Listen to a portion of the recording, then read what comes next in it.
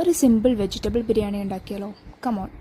അരിഞ്ഞു വെച്ച carrot, ബീൻസിലേക്ക് 1/2 spoon മഞ്ഞൾപ്പൊടി, ആവശ്യത്തിന് ഉപ്പും ഒരു 1/2 ഗ്ലാസ് വെള്ളം ഒഴിച്ച് നന്നായിട്ട് വേവിക്കുക.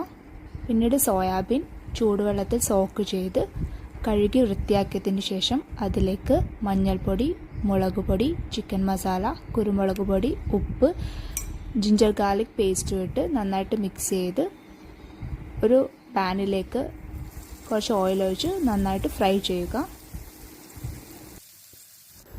മറ്റൊരു പാനിലേക്ക് കുറച്ച് ഓയിൽ ഒഴിച്ച് അതിലേക്ക് അരിഞ്ഞു വെച്ച സവാള കൂടി ഇട്ട് നന്നായിട്ട് മിക്സ് ചെയ്യുക.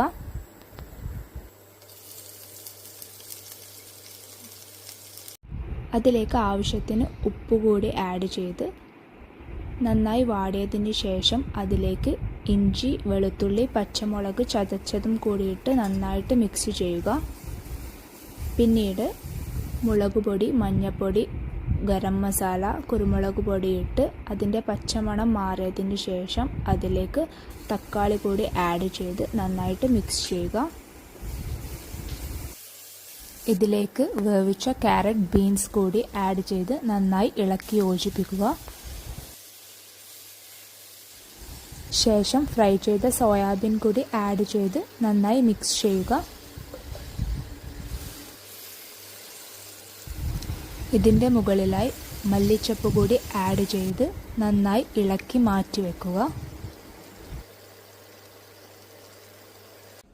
ഇനി ദമ്മിടാം.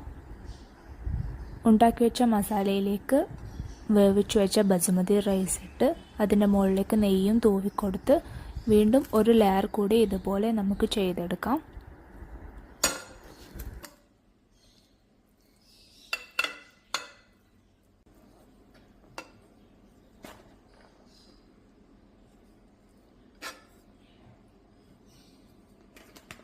ഇതിൻ്റെ മുകളിൽ കുറച്ച് നെയ്യ് ആഡ് ചെയ്യുക.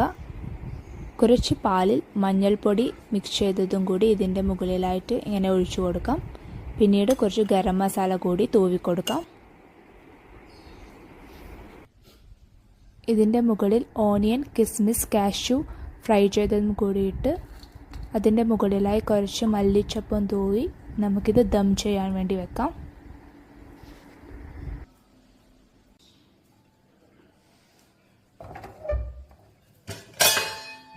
സിമ്പിൾ ആൻഡ് വെരി ടേസ്റ്റി ആയിട്ടുള്ള വെജിറ്റബിൾ ബിരിയാണി ഇവിടെ തയ്യാറായി. എല്ലാവരും ട്രൈ ചെയ്ത് നോക്കുക. Thank you.